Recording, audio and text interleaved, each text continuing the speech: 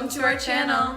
So we just finished watching the Bachelorette episode 7 with Becca, and it was a pretty good episode. Yeah, no drama. No drama. All the tears, but yeah. All the guys are pretty cool now. Yeah, we got all the dramatic ones out of the way. This is a good top 6, guys, for sure. So this episode, they're in the Bahamas, which is such an upgrade from Virginia. Yes. And we see Becca and Chris Harrison have another little heart-to-heart. Mm-hmm. She's so happy. She's super giddy. Mm-hmm. She's like, she like pretty much says she's getting married at the end of the show. Mm-hmm. Yeah, she's falling in love. Yeah, she was like, I'm really falling for a couple of the guys right now. Oh my gosh, just give me the chills. Oh, I'm so happy for Becca. So the episode starts with a one-on-one with Colton. Mm-hmm. And poor Blake, you could see it all over his face. He was so upset about this. And we really started seeing a different side to Blake. Like, he's so invested in Becca, and you can really see it. He loves Becca. Yeah. He's really getting upset, and he made a good point. He was like, I haven't had a one-on-one since the first one-on-one. So this has been a long time, from the first week to the 7th week. It must be hurting him to see all these other guys go on date after date after date. Yeah, he was not happy.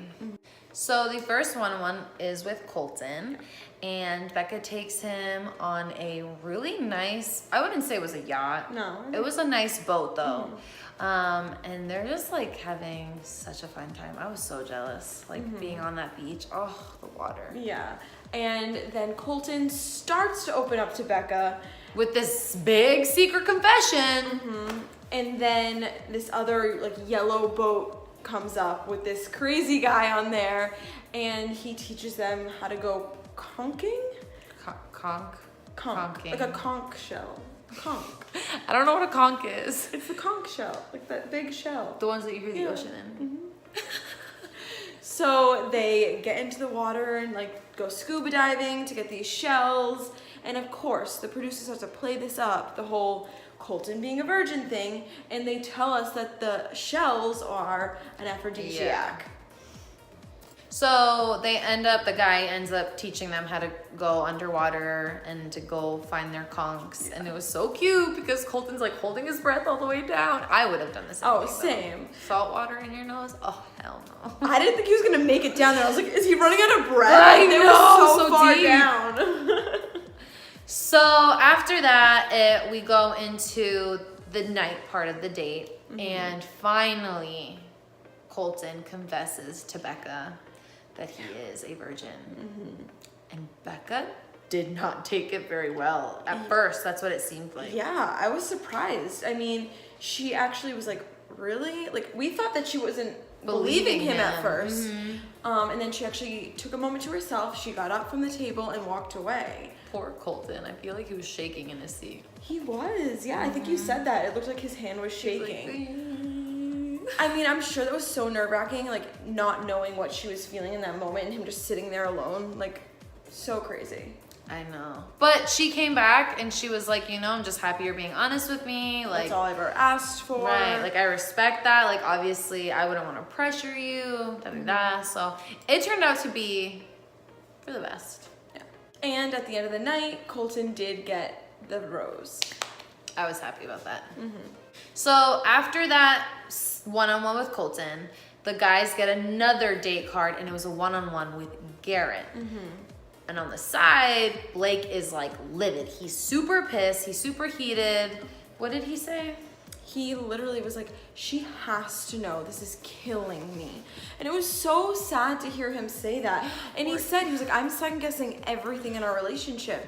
Because like we said before, he hasn't gotten a one-on-one for a really long time.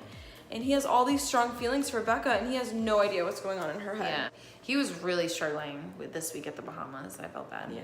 So Garrett and Becca's date started with them on a seaplane, which I thought was so funny. The name of the plane was Tia. So they definitely could not have put Colton on that date. Yeah, they needed to put Garrett on that date. That would have been so awkward. Oh my gosh. So after Garrett and Becca land from their little seaplane, they're at their own private beach. I don't know if it was their own little island. I think it was their own little private beach. They're being super cute. They're swinging on this tire together. It's just like a movie, like a scene out of a movie, and then they're laying in the water with the waves crashing and then making out. Oh my gosh. They're just, I love Garrett. Being super extra. Being super extra. It was cute though. Garrett's a goofball, he's cute. Mm-hmm. So then we go to the night part of the date where they have dinner. Becca was saying how she just loves being in his arms. And you know, she's definitely really, really into him. So when Becca and Garrett are talking at dinner and opening up to each other, she kind of asks Garrett again about his past relationship with his ex-wife. Yeah. And she then says, I totally understand. We do have similar pasts. No, you don't, Becca. Why does she always have to bring Ari up? Stop. Yeah. You don't have like It's nothing. not similar. Like just because they were both engagements or marriage or whatever doesn't mean it's similar. I think if we were to go back to this season, Becca has now compared herself, her relationship with Ari, with everyone else's ex relationships, like previous relationships. Yeah. Becca, stop. Yeah. No more. Something that was so cute that Garrett said was, I mean, it was kind of corny, but it was so cute. He was like, I know I'm not perfect and you're not perfect, but we're gonna be perfect together. Yeah. And yeah, Garrett seems super into Becca. He even ended up saying like, I think she's my potential wife. Oh yes, he did. And he confesses that he's falling in love with her. Yeah. And then to end off the night, she was like, I have one more surprise for you. And they ended up running into the ocean in the dark and... Again, scene out of a movie. Yeah. I would have been so freaked out in the ocean in the pitch black. Like, I'm not good in the ocean when it's light out, but in the dark, you have no idea what's in the water. Yeah, that's so true. So by the end of the night, Garrett did get his one-on-one rose, and so he is staying around for the hometown dates. Yes, he is. So we get the third one-on-one card, and it goes to Blake, thank God. And the card read, you make my heart skip a beat. Oh my gosh. Oh, I was so excited for Blake. Finally, he got his one-on-one. Finally. So the date with Blake, they found each other on the beach, and it was super cute because Becca ran into his arms, jumped, and their embrace is just so passionate. Yeah. I just love them. They're like, I miss you. You can tell that Becca's truly invested. Like she's super, like actually really has feelings for Blake. Oh yeah, big for time. Sure. So they go straight to an outdoor concert, and it was the Baha Men, so that was super fun, and they just start dancing, super cute. Oh my God. We got to see some of Blake's dance moves. Like, I even said to Viv, I was like, oh my God, is he gonna be a good dancer or no? And he was. He was. I was surprised. I was like, okay.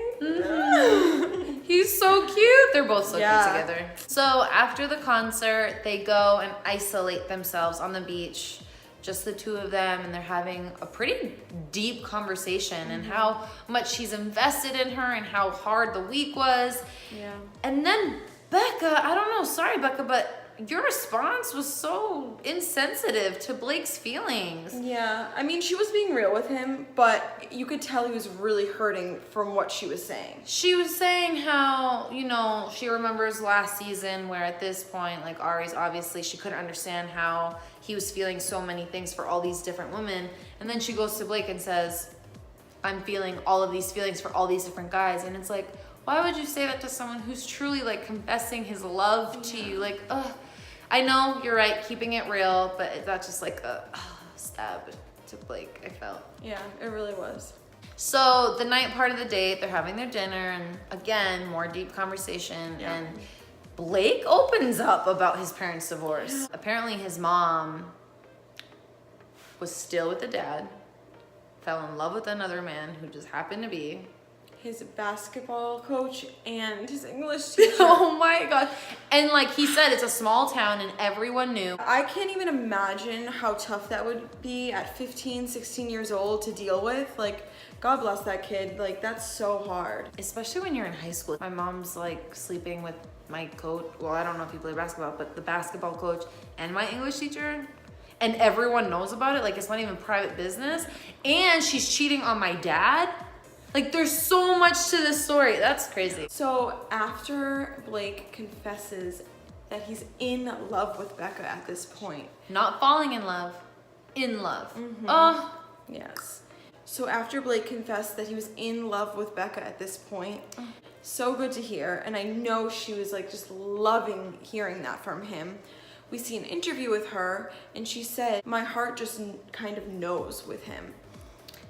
Yeah. I'm pretty sure she even said something along the lines of like, I am the most invested with Blake. Like he is her number one. She literally said, she was like, my heart just resonates with his. Like, yes. She is falling for Blake harder than I think she understands she is at this point. yeah.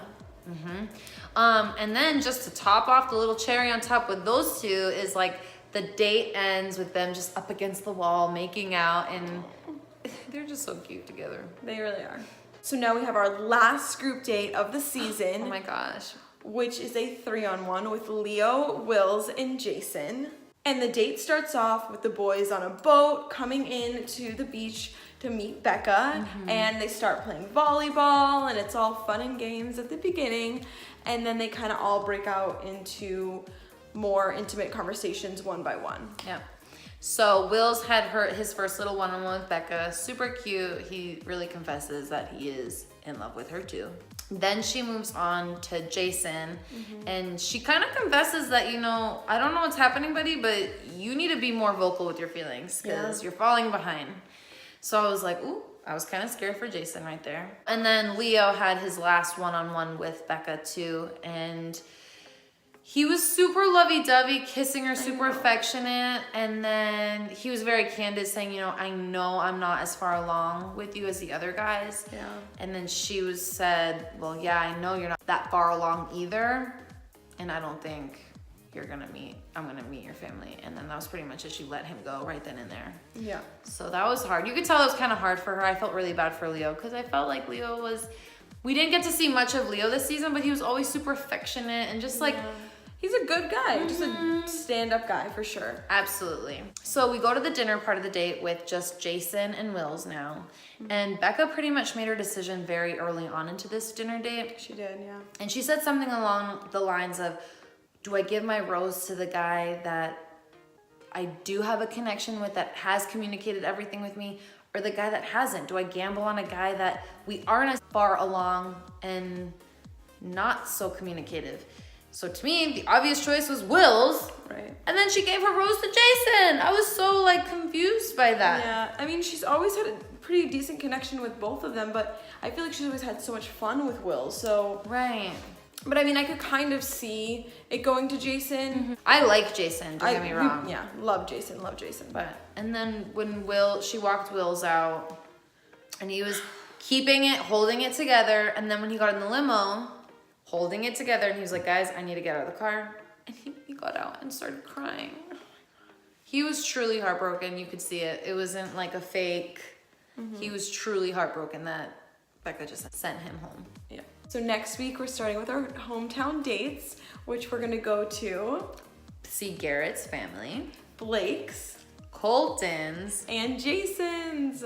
It's very exciting. Hometowns are like my favorite. Yes, because you really see where these guys come from, like what kind of family, background. Some secrets generally fall out of the glove. Yeah. Hometowns are a really telling time for these relationships. For sure. So next week is definitely going to be a little bit different for us.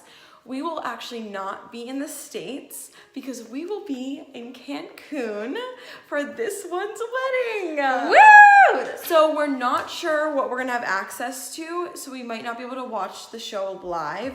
We're gonna try to finagle something so we can try to get a video out, but we're not positive we're gonna be able to do that. But don't worry, we will still have a video for you guys. We are gonna have a vlog up of this past weekend, which was this one's bachelorette party. Oh my gosh. Talking about the Bachelorette, I had my Bachelorette this weekend and it was epic. Yes, it was. And a little teaser for next week's video. There may be a certain guy from the Bachelorette that made an appearance at her Bachelorette party. We'll give you a little hint. We had the Bachelorette party in Boston, and if you remember, some of those guys were from Boston. So comment down below who you think that we saw out. Thank you guys so much for watching our recap of episode 7. Make sure you guys comment down below what you think of the final 4. And make sure you like and subscribe, and make sure you hit that bell notification so you can see every time we upload a new video. Yes. See you guys very soon. Bye. Bye.